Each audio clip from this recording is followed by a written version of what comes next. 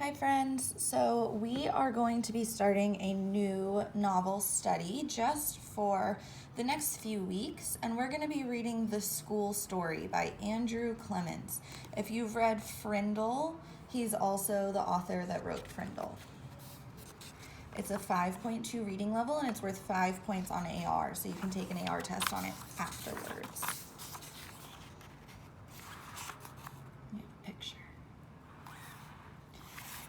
Chapter 1, Fan Number 1.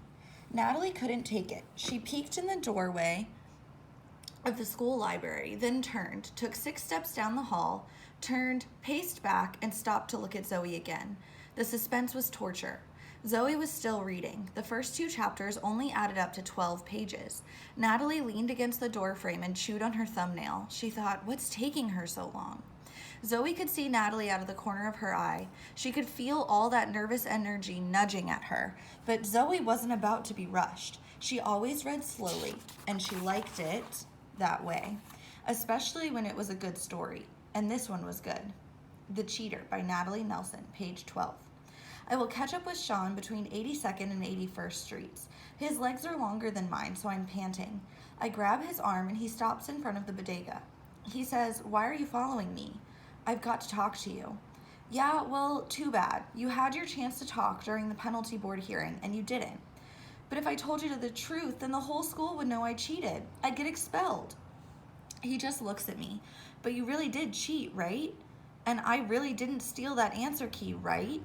And you know I didn't steal it because you did, right?"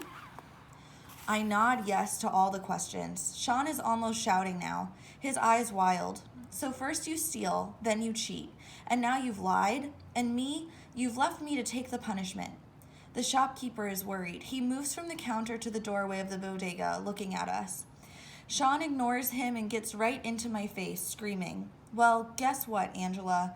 We're not friends now, and I don't know if we ever were." He storms away, hands jammed in his pockets, shoulders hunched, stabbing the sidewalk with every step. Me, I cry. Zoe let page 12 slip onto the table and then stared at it, deep in thought. "So what do you think?" Natalie was right behind her, and Zoe jumped 6 inches. "Geez, Natalie, scare me to death. And you ruined a nice moment, too." "But what do you think? Is it any good?" Zoe nodded. "I think it's very good." "Really?" Natalie pulled out a chair and sat down, leaning forward. "I mean, you're not just saying that because we're best friends?" Zoe shook her head. "No, I mean it. It's good. Like, I can't wait to read the whole thing. Can you bring the rest tomorrow?" Natalie smiled and reached into her backpack. She pulled out a blue folder with a rubber band around it. "Here. I've still got to write about 5 more chapters. I just needed to know if the beginning was any good. But you can read what I've got done if you want." Zoe took the folder carefully and said, "This is great, but are you going to finish it, right?"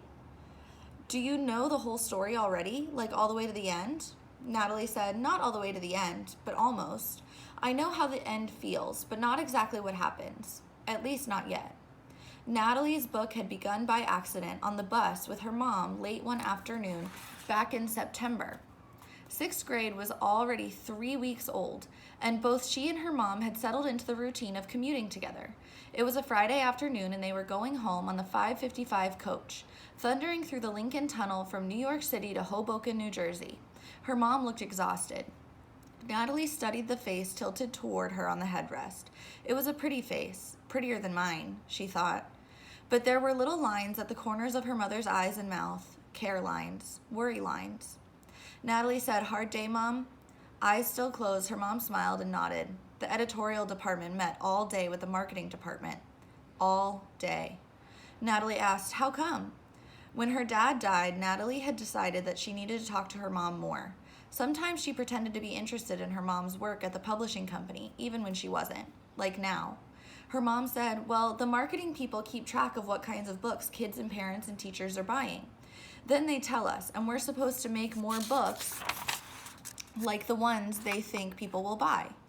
Natalie said, "Makes sense. So what kinds of books do they want you to make?" Hannah Nelson lifted her head off the seat back and turned toward Natalie. "Here's the summary of a 6-hour meeting. Ready?" Natalie nodded. Her mom used a deep voice that sounded bossy. "People, we need to publish more adventure books, more series books, and more school stories." In her regular voice, she said, "That was it. A 6-hour meeting for something that could have gone into a 1-page memo or a 3-line email." Then Natalie asked, "What's a school story?" A school story is what it sounds like. It's a short novel about kids and stuff that happens mostly at school. Natalie thought for a second and then said, "You mean like Dear Mr. Henshaw?" And her mom said, "Exactly." Then Natalie said to herself, "Hey, who knows more about school than someone who's right there, 5 days a week, 9 months a year?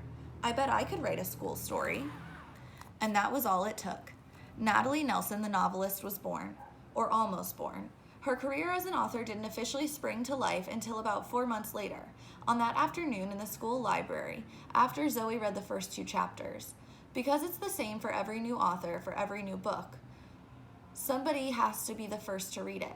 Somebody has to be the first to say she likes it. Somebody has to be that first fan. And of course, that was Zoe.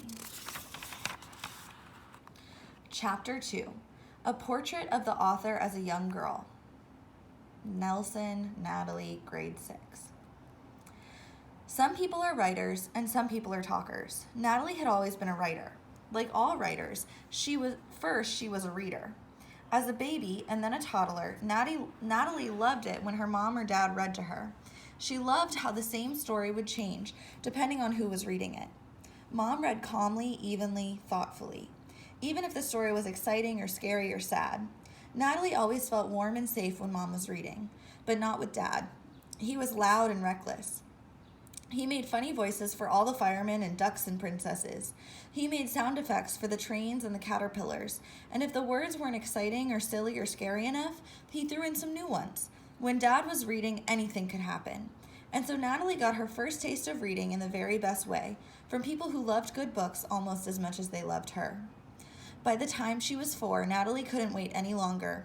She wanted more stories than her parents had time to read to her. She already knew her ABCs, and she made her mom and dad point at every word as they read to her. Then Natalie would sit and turn the pages of her picture books again and again. She started being able to see the words and hear the sounds they made, and once she began to crack the code, there was no stopping her. Natalie became a reader. Even after Natalie could read by herself, her mom and dad read stories to her at bedtime.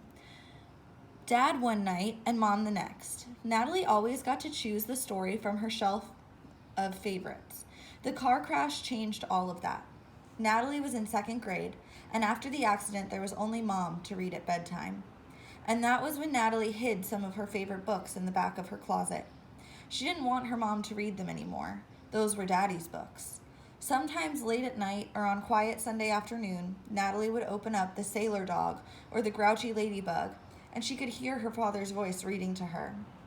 The writing part came gradually, naturally. At first it was imitation. If Natalie read a good poem, she tried to make up one like it. If a character grabbed her imagination, Natalie would talk to her stuffed animals and pretend she was the sailor dog, or the steadfast tin soldier, or Raggedy Ann. She would act out parts of a story and make up words for everyone to say. Sometimes she pretended to be Gretel, helping Hansel push the Wicked Witch into the oven. Other times she pretended to be the Wicked Witch. And always, Natalie thought about the authors. She thought about Hans Christian Andersen, Margaret Wise Brown, or Beatrix Potter.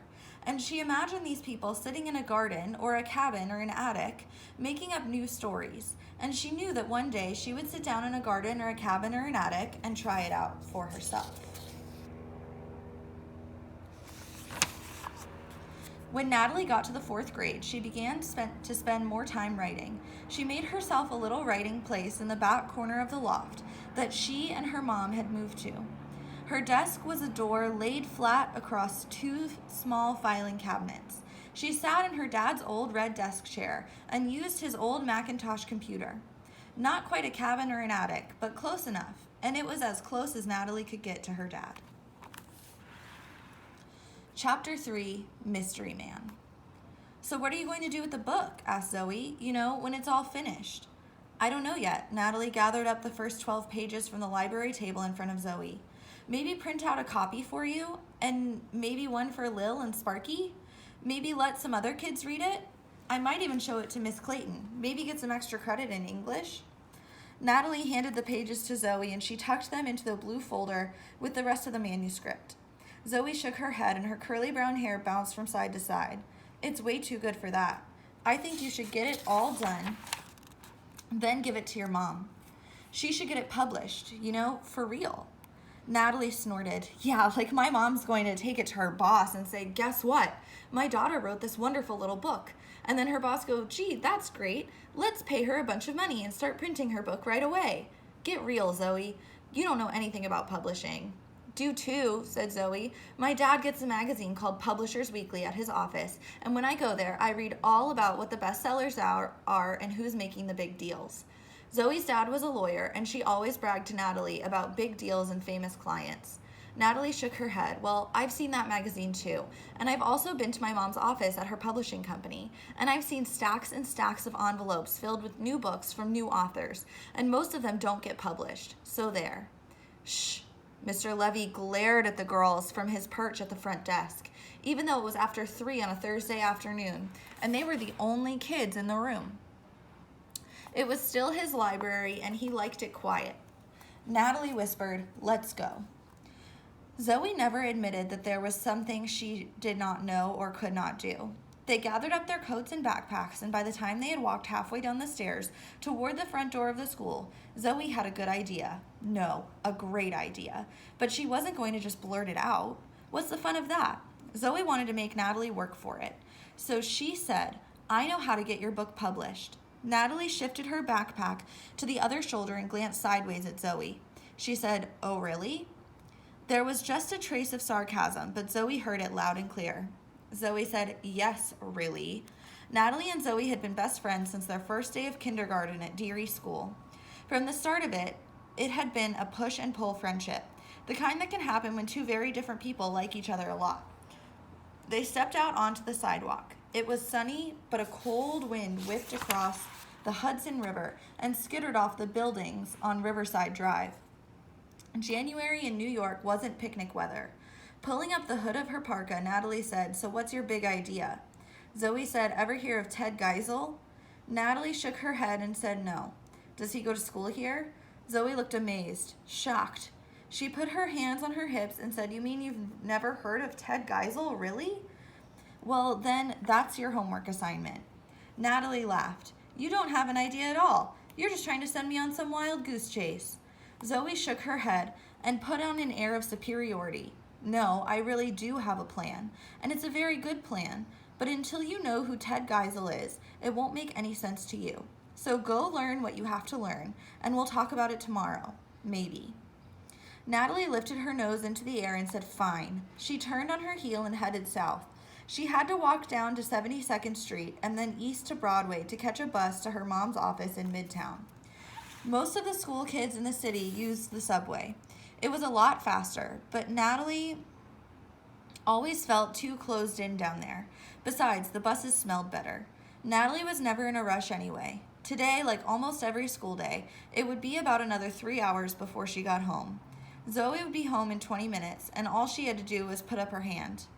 When she did, a yellow cab pulled out of the traffic on Riverside Drive. It veered over and lurched to a stop at the curb. Zoe lived on East 65th Street, and she always went home in a taxi. As Zoe opened the rear door to the cab, she yelled to Natalie, remember, Ted Geisel. Natalie was almost to the first cross street. She looked back over her shoulder, made a face, and stuck out her tongue. And then she turned, kept walking, smiling to herself. Zoe could be a pain, but once in a while, she really did come up with a great idea. Natalie couldn't wait to find out something about this Ted Geisel. Chapter 4, City Kid. Natalie's mom was nervous when her 12-year-old daughter had to get around New York City on her own, so she was nervous almost every afternoon. But she didn't like it. But she didn't have any choice. Every weekday morning, she put Natalie into a taxi at the bus station. The cabs drove straight uptown to the dreary school at a time of day when most of the traffic was going the other direction, even though that ride still cost about $9. But an afternoon cab ride to her office building near Rockefeller Center took much longer, and the fare was almost twice as much. Hannah Nelson just couldn't afford to pay that much for transportation every single school day. She worried, but she knew Natalie was a good city kid, always had been. Back when Natalie was only 3 and they still lived in Manhattan, her dad had taught her to look for a police officer if she ever got lost. If she couldn't see a police officer, Natalie learned that she should talk only to a lady with children because a mother or a nanny would always help a lost child. She also learned how to dial collect from a payphone and how to use 911. Her dad had taught her well. Natalie knew she had to be careful in the city, but she also knew that she didn't have to walk around feeling afraid all the time. She felt fine about her daily trip to her mom's office. She was tall for a girl of 12 and looked as if she might be 14 or 15. She had plenty of street smarts, but she was also well equipped. Natalie had a whistle on the lanyard around her neck and a $20 bill under the liner in her left shoe. Hannah Nelson also made her daughter carry an emergency cell phone. Natalie could push one button that sent a message to the police, to her mom at the office, and to her Uncle Fred. Fred Nelson was her dad's younger brother, and he'd made a point of spending time with Natalie ever since the accident. He lived a few blocks from the Drury School, and his office was on Madison Avenue. If there was ever a problem, Natalie would have plenty of help. Still, at least once a week, her mom would remind Natalie of the basic rules. If a person begins bothering you, yell and start running. Never get into a car or a van. And if someone asks you to come closer, run the other way. Always stay on the main streets where there are plenty of people. If someone ever grabs a hold of you, bite, scratch, kick, scream, do whatever it takes to get away, and then run and keep calling for help and hit 911 on your cell phone. Don't get into an empty bus or an overcrowded one. Sit or stand at the front near the driver. Never go into a strange building. Like most city kids, Natalie had developed a kind of radar, scanning the sidewalk ahead of her. If she saw a person who looked shady or someone asking for money or acting pushy or weird, she'd find a way to avoid a face-to-face meeting. If she had to, she could always cross the street, but usually it was a matter of watching for the right moment to pass by. At age 12 and after years of walking in New York, avoiding trouble had become almost automatic for Natalie. Still, it's impossible to plan for everything. There was the time a woman on the bus started yelling at Natalie's backpack like it was a dog, and that was trying to bite her. Natalie was scared, but she stayed calm. When the driver shouted, "Hey lady, shut up or get off," the lady got off and started screaming at a trash can on the corner. And then there was the time Natalie thought this tall boy wearing sunglasses was following her. He walked behind her all the way from 79th Street to the bus stop at 72nd Street and Broadway. When he took the same bus she did, Natalie got really scared. She thought he was looking at her from behind those dark sunglasses. Just when she was about to ask the bus driver for help, the boy stood up and got off at the next stop, and Natalie saw him walk into a big bookstore on 57th Street. False alarm. Today's trip was uneventful, and when Natalie got to the lobby of her mom's building, she signed in at the desk, got in the elevator, and pushed the button for the 14th floor. The elevator hummed up to the 3rd floor, and 3 more people got on. They pushed the buttons for floors 5, 7, and 8. People got on and off the elevator at almost every floor, and soon Natalie was squeezed against the back wall. The first time she had come to visit her mom at work was about 4 years earlier. Back then, Natalie was sure that making children's books had to be the most exciting job in the world. Natalie had expected to see mountains of books and a huge noisy workshop. Some people would be painting book covers, others would be printing and folding the pages, and over in a corner someone would be gluing everything together. What she actually saw on that first visit was a large, quiet room filled with a maze of little offices. Here and there, small groups talked quietly at large tables, and everywhere people sat at computer screens tapping away. True, there were plenty of books around, stacks and boxes and bookcases of them, but they were all finished. Natalie was disappointed. A publishing company was a pretty boring place. The elevator door opened on 14, and Natalie stepped out onto the thick green carpet of the reception area.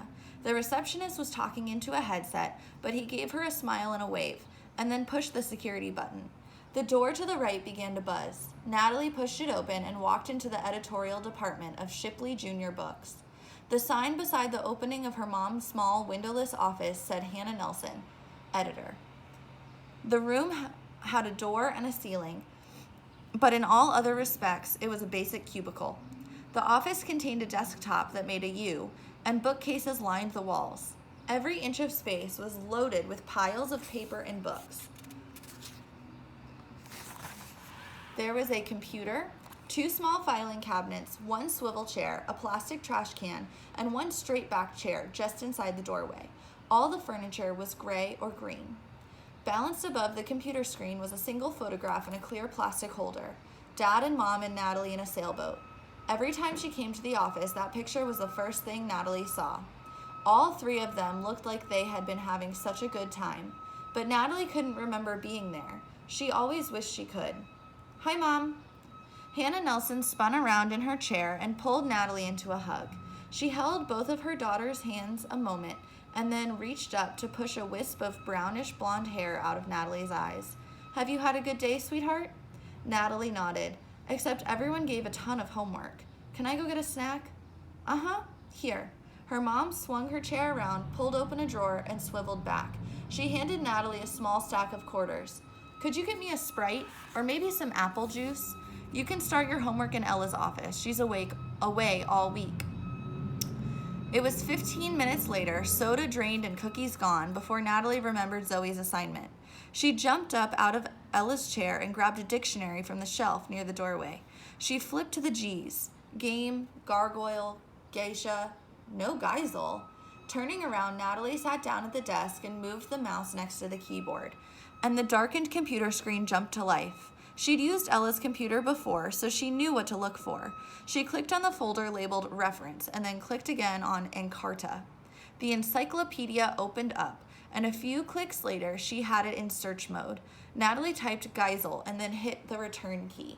And then there it was, Geisel, Theodore. End of mystery. Chapter 5, The Plot Thickens. Dr. Seuss. Those were Natalie's first words to Zoe on Friday, whispered during the morning meeting. When Natalie had discovered that Theodore Geisel was the real name of Dr. Seuss, at first she didn't see Zoe's point. She thought about it on the bus ride home Thursday and then off and on all night. By Friday morning, Natalie had a pretty good idea why Zoe had made her learn about Ted Geisel. But as the morning meeting ended and they headed toward the science rooms, Natalie pretended she didn't have a clue. That way, Zoe could explain everything. Natalie knew that was what Zoe always preferred. "So do you get it?" asked Zoe. Natalie looked at her blankly. "Get what?" "The idea, you know. Ted Geisel, Dr. Seuss," prompted Zoe. "You can get your book published by using a different name. That way, your mom won't know it's you. She reads, she likes, she publishes. Great idea, right? You get to pick a pseudonym, a phony name." Natalie paused a few seconds and then said, "You mean I get to lie to my mom, right?" Zoe made a face. "Oh, come on." Zoe and Natalie had different ideas about what was and was not a lie. Natalie always got the best results with the whole truth. Zoe wasn't a liar, but as long as the truth was not entirely absent, Zoe felt just fine. They'd had this discussion before, and Natalie usually held out for complete honesty. But today, Zoe was prepared. She said, "Okay, tell me this. Was Dr. Seuss lying to 40 gazillion kids just because they didn't know it was his real name? Was that a lie?" Natalie started to reply, but Zoe kept on building her case. Was Samuel Clements lying when everyone thought some guy named Mark Twain wrote Huckleberry Finn? "It's not lying, Natalie. Authors use made-up names all the time, and you're an author, so it's okay." Natalie said, "Well, but do you think Ted Geisel lied to his mother? Don't you think she knew he was also Dr. Seuss?" Zoe had to think about that, but only for a few seconds. She said, "Yeah, but I bet his mother wasn't an editor. If she was, and if he sent her a bunch of his wacky pictures and stories, she'd probably have said, 'Oh, Ted, this is cute, but it's not really a book. Now you run along outside and play baseball.' And then millions of kids would have never gotten to read The Cat in the Hat or Green Eggs and Ham or anything. All because he forgot to use a pseudonym. I bet if his mom had been an editor, she'd have kept his real name a secret, at least for a while. Remember, Natalie, she's not just your mom, she's your editor." Zoe reached behind her chair and pulled the blue folder out of her backpack. She handed it to Natalie and said, "Here, I stayed up until 11 last night to read it. It's great, even better than I thought it would be, and I can't wait until it's finished. It's going to make a great book." Natalie was quiet as she sat down at the work table in science class. Zoe could feel victory, but she didn't want to rush things. Zoe knew better. Natalie always had to think things through for herself. So Zoe pretended to be busy with her lab notebook and then started assembling the string and weights they would need to experiment about their simple machines. Natalie put the manuscript away. As she slowly pulled her science book from her backpack, she said, "Cassandra. Cassandra Day. I've always wished my name would be Cassandra. Do you think Cassandra Day is a good name?" Zoe grinned. "It's a great name." She stuck out her hand, and when Natalie took it, Zoe pumped it up and down and said, "Cassandra Day, I'm so glad I get to meet such a wonderful author." Chapter 6, Reality Attack. Zoe's excitement was like a river. All day Friday, it swept Natalie along. But after school alone, riding the bus to her mom's office, Natalie started to face facts. First of all, her book wasn't finished. And even when it was, would it be something a real editor would want to look at? Just because Zoe liked it, that didn't mean her mom would. And what if other people thought the book was really bad? By the time Natalie arrived at Shipley Junior Books, she had talked herself out of the whole crazy idea. Standing in the opening of Ella's cubicle, Natalie sipped on a strawberry kiwi drink and looked at the mounds of mail from writers all over the country. Brown envelopes, white envelopes, red and gold envelopes with fancy lettering, manuscripts from writers in California and Illinois and Texas and Florida, hundreds of them. Some of them had been mailed more than 6 months ago. Some of the envelopes hadn't even been opened, and it was like a morgue for dead books. Natalie finished her drink and slumped down into Ella's chair. She picked up the phone, punched 9, then dialed Zoe's number, the one for her private line in her bedroom. Zoe actually had 2 private phone numbers because she also had her own cell phone. Zoe picked up during the first ring. "Zoe Reisman's room at the Reisman residence. Zoe Reisman speaking." "Zoe, it's me. It's a stupid idea." "What?" "Trying to get my story published. It's a stupid idea, Zoe. Even if I get the book done, and even if it's halfway decent, no one will ever read it. And even if they read it, there are probably a million books that are better. So what's the point?" It was silent on the other end of the line. Natalie said, "Zoe, are you there?"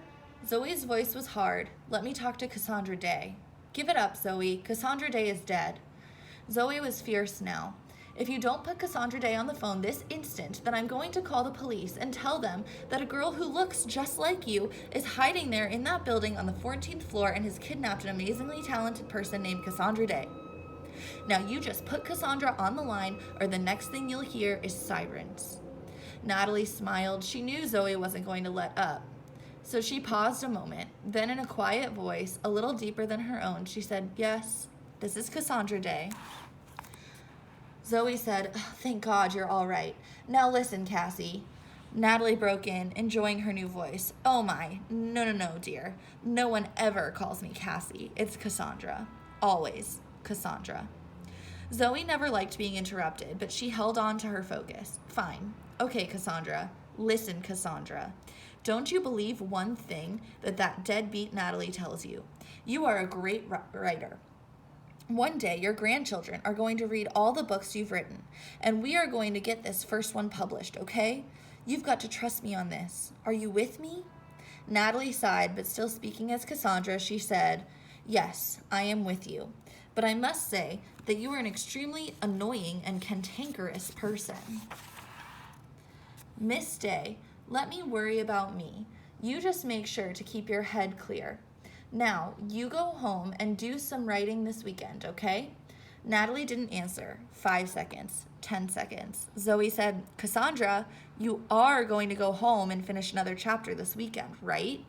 "I guess so. Sure, I'll keep writing." "And Cassandra?" "What?" said Natalie.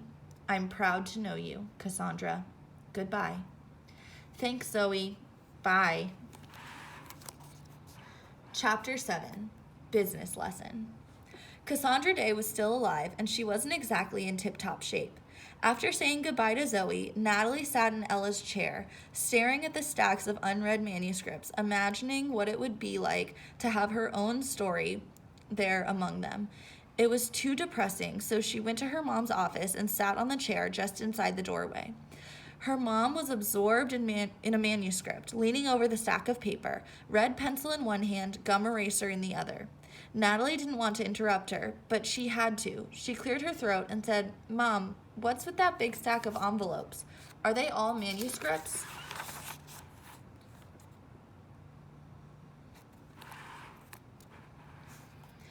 Hannah looked up from her work and said, "The ones in Ella's office, or the ones over in Tim's space."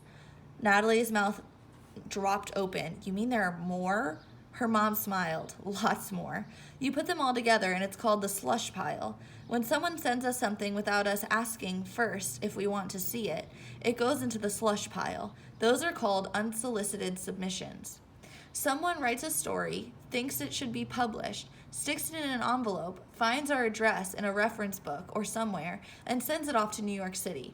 The people in the mailroom bring us 9 or 10 new ones every single day, and twice as many on Mondays." Natalie asked, "Does anyone ever read them?" Her mom nodded. "Eventually. Everyone will at least get a letter that says thanks, but no thanks. Digging through the slush pile is one of the jobs you get when you're brand new in the editorial department. Whenever Ella and Tim have some time, they chip away at it. When it gets too huge, we get a couple of interns from NYU or Brooklyn College and have them power through the whole stack. Most of those people get sent a rejection letter."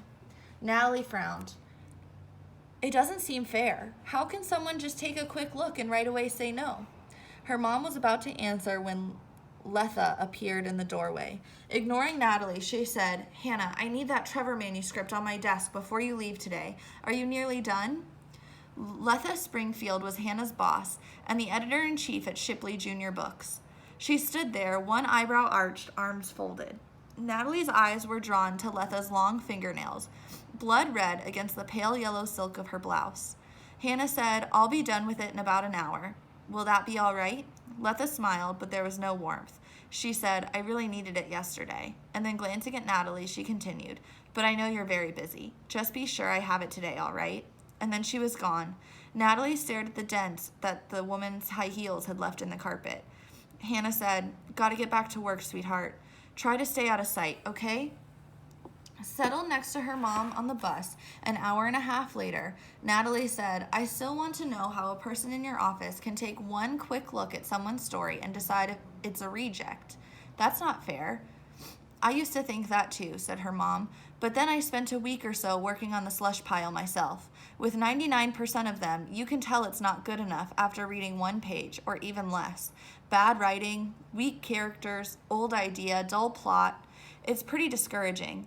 Then once in a while, you open up an envelope and you find a story that has some originality, some real style. The good ones stand out like roses in a snowbank. And if you find only one like that, then you know why we keep reading the slush pile." Natalie shook her head. "But if so few of them are any good, where do you get all the books you publish every year?" "Well, first of all, there are writers we know, good ones that we've worked with, or authors who have written for other publishers.